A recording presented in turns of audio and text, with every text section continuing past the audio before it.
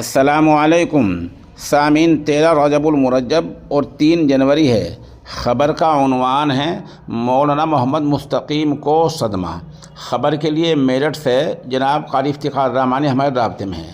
وہ بتا رہے ہیں کہ خادم الاسلام ہاپوڑ کے استاد حدیث مولانا محمد مستقیم صاحب کی والدہ کا آج انتقال ہو گیا ہے۔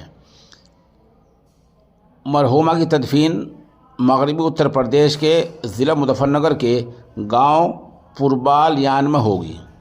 اس حادثہ فاجعہ پر صدر المدرسین دارالعلوم شاہی جامع مسجد میرٹھ کے مفتی محمد رضوان، قاری اسلام الدین غازی آباد، قاری وکیل استاد خادم الاسلام قاری محمد افتخار رحمانی میرٹھی، اس طرح مولانا ناظم کریم قاسمی اور مولانا کلیم نعمانی نے گہرے رنج و الم کا اظہار کیا ہے۔ یہ تدفین نماز ظہر کے بعد ہوگی۔